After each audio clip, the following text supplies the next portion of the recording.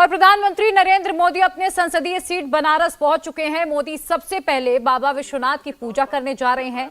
Babatpur airport से काशी विश्वनाथ तक मोदी के स्वागत के लिए करीब 30 से 35 वेलकम पॉइंट्स बनाए गए हैं, जहां पर भारी तादाद में देखिए किस तरह से लोग आज सुबह से ही प्रधानमंत्री को लेकर इंतजार कर रहे थे। और जब बीजेपी ने अपने प्रत्याशियों की घोषणा की, प्रधानमंत्री नरेंद्र मोदी तीसरी बार बनारस से मैदान में है और आज प्रधानमंत्री नरेंद्र मोदी काशी विश्वनाथ का दर्शन सबसे पहले करेंगे।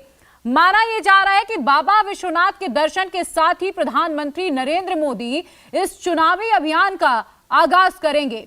यूपी में बीजेपी के मिशन 80 के लिए पूर्वांचल बेहद जरूरी है, क्योंकि यहां के जो समीकरण है वो जो 400 का आंकड़ा बीजेपी ने तय किया है उसे बना भी सकता है और बिगाड़ भी सकता है। और इसीलिए यहां पर प्रधानमंत्री की पूरी कोशिश है कि पूर्वांचल को साधा जाए। ये तस्वीरें हम आपको दिखा रहे हैं। बाबत एयरपोर्ट से निकलकर प्रधानमंत्री नरेंद्र मोदी सीधा बाबा विश्वनाथ के दर्शन करेंगे। और बता दें आपको कि आज प्रधानमंत्री बनारस में ठहरने वाले भी हैं। अगर हम पूर्वांचल की बात करें तो यहाँ 21 से ज्यादा जो जिले हैं वो आते हैं और करीब 29 लोकसभा सीटें हैं। ऐसे में प्रधानमंत्री नरेंद्र मोदी का ये पूर्वांचल का दौरा बेहद अहम है।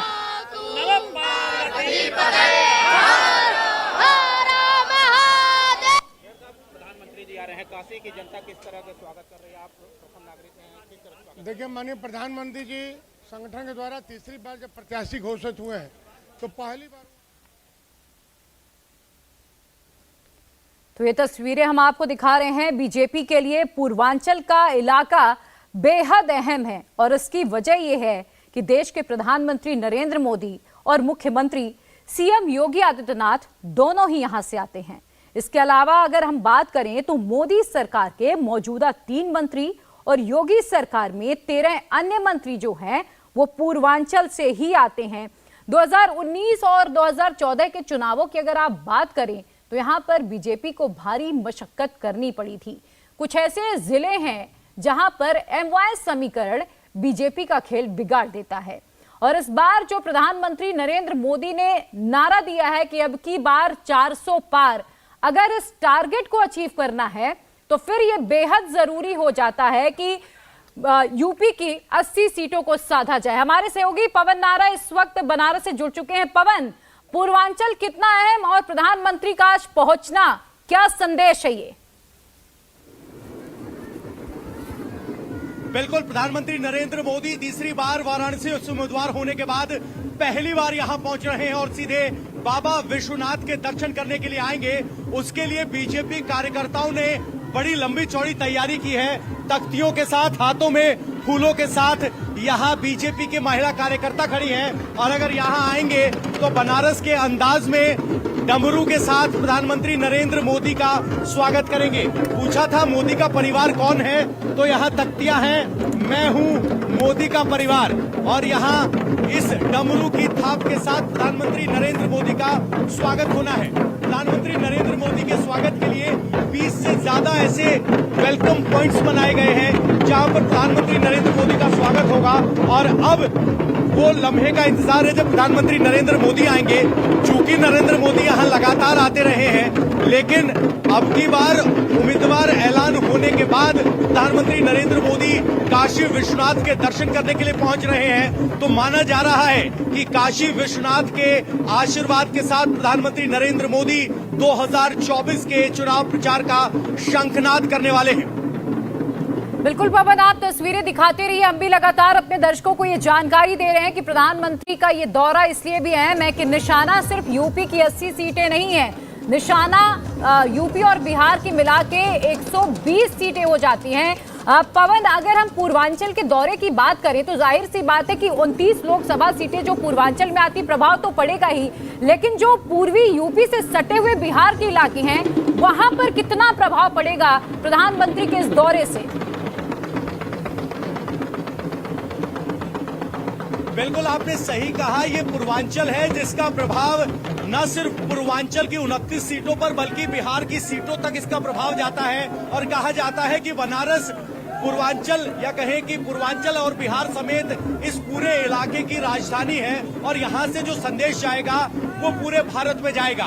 प्रधानमंत्री नरेंद्र मोदी यहाँ पिछली बार 4,89,505 वोट से जीते थे, तो मन में सबके सवाल है कि अब की बार मार्जिन क्या होगा। तो महिला कार्यकर्ता यहाँ पे मोदी जी का स्वागत कर रहे हैं। मोदी जी अब की बार कितने अंतर से जीतेंगे? भैया मोदी जी तो 5 तो पार होंगे, पर 4 तो लिमिट क्रॉस कर देंगे इस बार, कोई डाउट नहीं है। पूरी जगह लाहौर रहेगी मोदी जी की।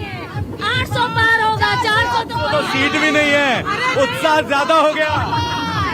बीजेपी कार्यकर्ता उत्साह में इतने ज्यादा है, प्रधानमंत्री नरेंद्र मोदी को आने की खबर के बाद अब 800 पार की बात कर रहे हैं। लेकिन एक बात तय है कि यूपी बीजेपी के लिए एक स्ट्रॉन्ग पॉइंट है और यही वजह है कि प्रधानमंत्री नरेंद्र मोदी जब 400 पार की बात करते हैं और बीजेपी के लिए 370 का आंकड़ा देते हैं, तब वो बहुत महत्वपूर्ण हो जाता है कि वो बिहार की 40 और यूपी की 80 सीटों पर बहुत शानदार प्रदर्शन करें।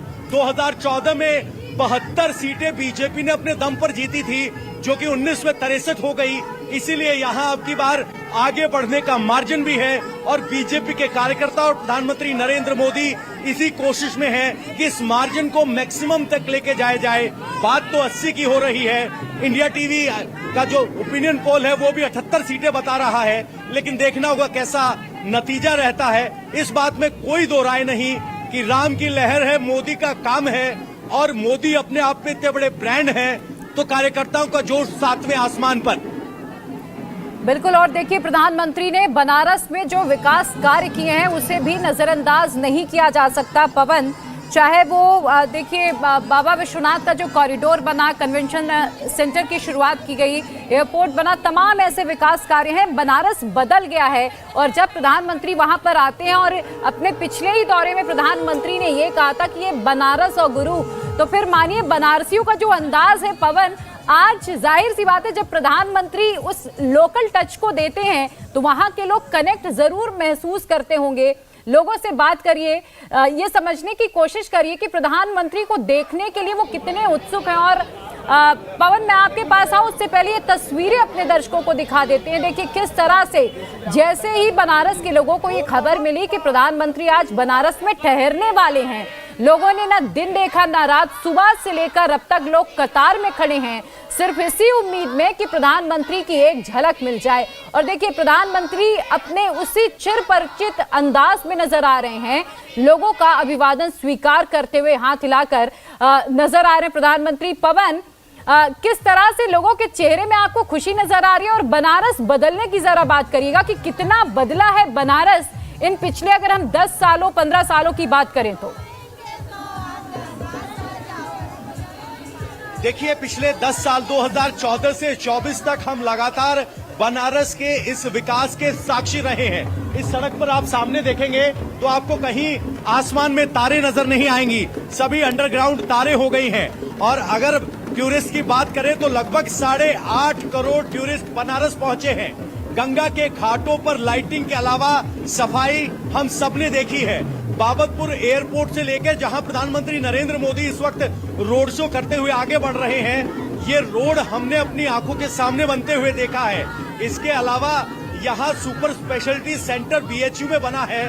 तो इस तरह की बातें हैं। और आपको बता दें कि प्रधानमंत्री नरेंद्र मोदी अक्सर रिपोर्ट कार्ड की बात करते हैं, तो प्रधानमंत्री नरेंद्र मोदी वाराणसी में आए हैं तो अपने कार्यकर्ताओं के सामने अपना रिपोर्ट कार्ड पेश करने के लिए पैम्फलेट छपवाए गए हैं, जिसमें बाकायदा बताया गया है कि टूरिज्म के विकास के लिए क्या किया, बनारस के लिए क्या किया और कैसे बनारस पिछले 10 साल में बदला है। इसके साक्षी हम भी हैं। और यही वजह है कि नरेंद्र मोदी जब यहाँ आते हैं तो वो अपने वोटर से कनेक्ट करते हैं।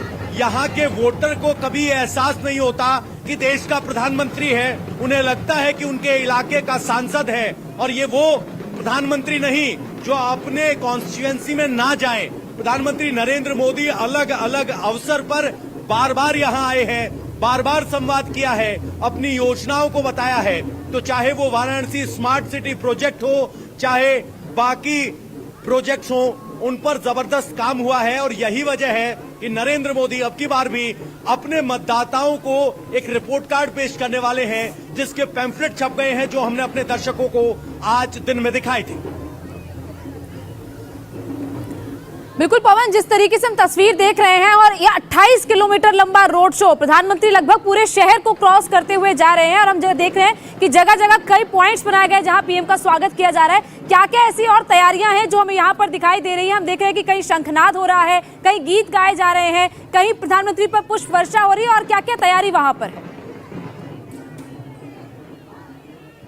देखिए, आपको मैं बता दूं, जो आप पॉइंट्स की बात कर रहे हो वो पॉइंट्स बीजेपी कार्यकर्ताओं की तरफ से बनाए गए हैं, लेकिन ये अगर पॉइंट देखेंगे आप, बीजेपी कार्यकर्ताओं का पॉइंट है जहां पर डमरू है। आगे आप जाएंगे तो आपको शहनाई दिखाई देगी, लेकिन यहां इन कार्यकर्ताओं से आगे अगर आप इधर देखेंगे तो वो आम लोग हैं जो प्रधानमंत्री नरेंद्र मोदी को देखने के लिए यहां इकट्ठा हुए हैं। ये बीजेपी के कार्यकर्ता नहीं है, और ये प्रधानमंत्री नरेंद्र मोदी का आकर्षण है कि जिनके लिए लोग यहां उतर आते हैं और यहां इनका इंतजार कर रहे हैं। आप बनारस से ही हैं?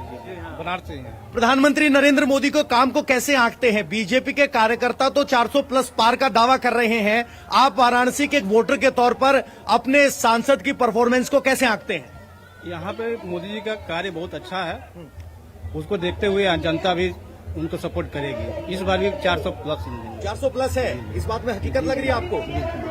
मोदी जी का विनिंग मार्जिन क्या रहने वाला है बनारस से? पिछली बार तो 4,80,505 88,505 वोट थे जी, तो अब की बार है कोई टक्कर? तो कहा जा रहा है कि हमें अंदर हो जाइए, हमारे लिए एक लिमिट तय कर दी गई है, क्योंकि प्रधानमंत्री नरेंद्र मोदी कभी भी पहुंच सकते हैं। तो इस बात में कोई शंका नहीं है कि लोग यहां प्रधानमंत्री नरेंद्र मोदी के काम से खुश हैं।